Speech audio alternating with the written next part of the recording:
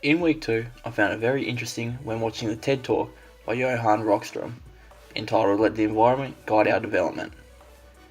In his opening minute, he talked about issues with our sustainability being a negative, but also how it can be a positive.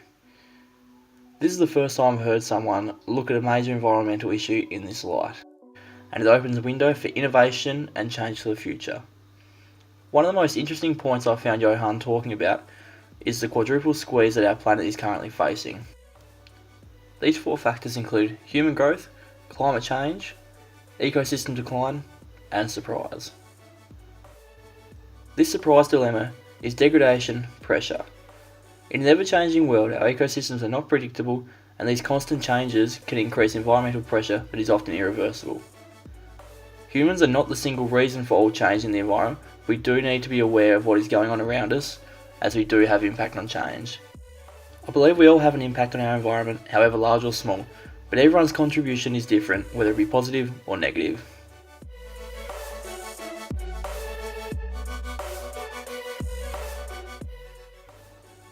What is education for? This can be seen as one of the largest ongoing questions surrounding education itself. After engaging with both Orr and Robinson, it is clear that they both made big emphasis on what is currently wrong with the education system and how it needs to be changed for the future. Robinson stated there are 2 reasons for countries to be reforming education: economy and culture. The issue is that the systems are trying to change while doing what they've been doing for the past generations. I agree with this statement, and with a constantly changing environment, often teaching techniques and systems can be outdated. I believe the education system needs to be constantly tweaked and updated to be able to keep up with the changing society, environment, and students coming through. Robinson touched on an interesting point about students being grouped together simply by their age. This was a spin on education I had not thought of before and just accepted that that's the way it was. Within an age group, there can be such a large range of skills and abilities, making it even harder for teachers to be able to make sure all students are reaching their full potential. Once again, our systems are trying to change and move forward by doing the exact same thing we've done for generations before.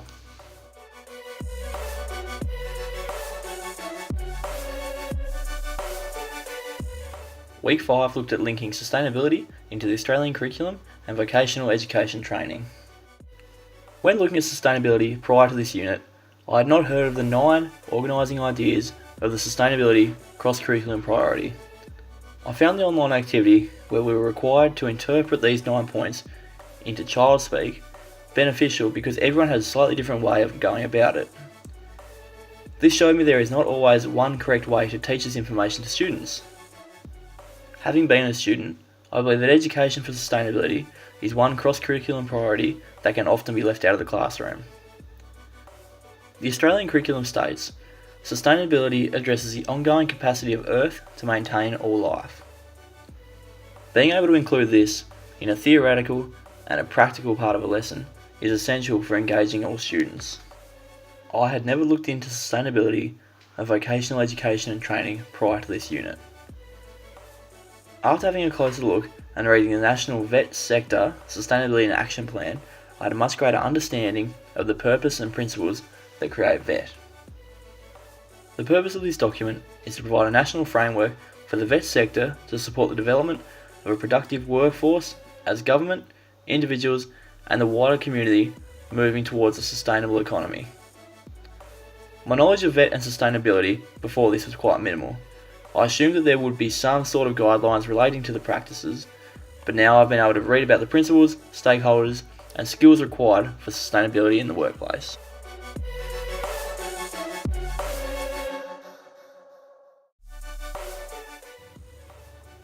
This was the first time I'd ever tested or measured my ecological footprint.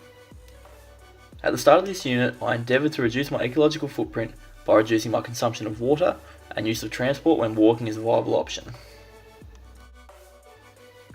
I found it quite easy to make these changes to my lifestyle, and it did not impact me in a negative way at all. For reducing water consumption, it was as simple as taking shorter showers and paying more attention to the use of water when completing basic tasks such as cleaning my car, brushing my teeth, and doing the dishes. According to SaveOurWater.com, taking a 5-minute shower instead of a 10-minute shower can save 12.5 gallons or 47 litres, and turning off the tap while brushing your teeth can save 10 gallons or 37 litres a day per person. These changes were extremely easy to apply to my lifestyle and have become habits I do not even think about anymore. Although everyone's lifestyle is different, I'm confident there are changes that can be easily made for everyone to be able to decrease their ecological footprint. The advantage to having experienced these lifestyle changes yourself is that you're able to share the experience with your students and allows you to be able to discuss both the positives and possible negatives to the changes. It is important to put an emphasis on helping students to understand that they are making a positive difference, even if it may be tough at first to adjust.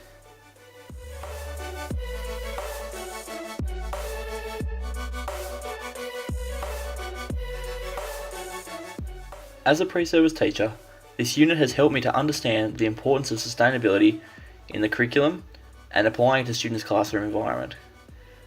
I do not feel as though there is currently enough emphasis on sustainability, considering it is a cross-curricular priority in the Australian curriculum.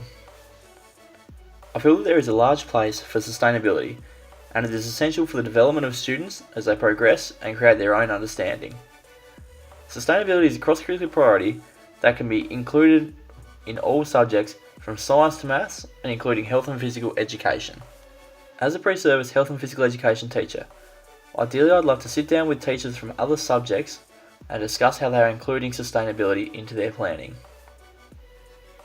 Having students able to engage and be involved in sustainability in a range of different ways for each class would help them to strengthen their understanding and develop a wider range of skills. I look forward to being able to challenge students and see them making changes to their own lifestyle where needed, however large or small. In an ever-changing world, students who develop these skills from a young age are more likely to make wise decisions in their future. In a teaching role, I hope to be able to include sustainability into my planning as an interesting and engaging part of the curriculum. Engaging students to make their own wise decisions for the future and create habits that will stay with them a lifetime is extremely beneficial. As a health and physical education teacher, sustainability can be included in a wide number of ways. This can include activities that help strengthen the understanding of the students, their friends and family, and the local community to make a change. All students are more likely to focus and pay attention when the content is either interesting or being delivered in a way that captures their attention. As a pre-service teacher, I believe it is important to get students involved in their own learning, and this can vary from student to student. Not one teaching style fits and works for all students. I believe there needs to be more of an emphasis on sustainability. This is education for the future.